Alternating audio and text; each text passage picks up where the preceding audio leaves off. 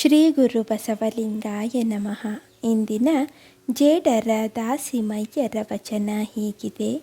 ಜಗದೊಳಗಣ ಮನುಜರು ಸೋಗೆಗನಂತಿರ್ಪರು, ಸೋಗೆಗನ ನಾಡಿಸುವ ಓಜೆ ಬೇರೈ, ಸೋಗೆಗಳ ನೀಡಾಡಿ ಓಜ ತಾ ಹೋದರೈ, ಸೋಗೆಗ ನುಡಿಯಬಲ್ಲುದೆ ರಾಮನಾಥ. ಈ ವಚನದ ಸಾರ ಹೀಗಿದೆ. ಜಗತ್ತಿನೊಳಗಣ ಮನುಷ್ಯರೆಲ್ಲರೂ ಮಾತನಾಡುವ, ಕುಣಿಯುವ ಸೂತ್ರದ ಗೊಂಬೆಗಳಿದ್ದಂತೆ.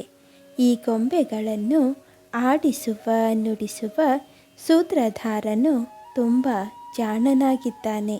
ಗೊಂಬೆಗಳಿಂದ ಭಿನ್ನವಾಗಿರುವ ಸೂತ್ರಧಾರನು ಬೇಸತ್ತು ಸೂತ್ರವನ್ನು ಹರಿದು ಗೊಂಬೆಗಳನ್ನು ಮುರಿದು ಈಡಾಡಿದರೆ ಜಡದೇಹದಂತಿರುವ ಗೊಂಬೆಗಳು ಮಾತನಾಡಬಲ್ಲವೇ? ಎಂದಿಗೂ ಸಾಧ್ಯವಿಲ್ಲ.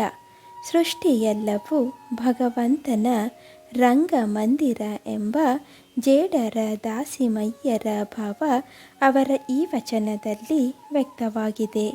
ಇಂದಿನ ಮಾತು: ನಮಗಾಗಿ ಕಾಲ ಕಾಯುವುದಿಲ್ಲ, ನಾವು ಒಳ್ಳೆಯ ಕಾಲಕ್ಕಾಗಿ ಕಾಯುವ ಬದಲು ಇರುವ ಸಮಯ ನಮ್ಮದೇ ಎಂಬಂತೆ ಕಾರ್ಯತತ್ಪರರಾಗೋಣ.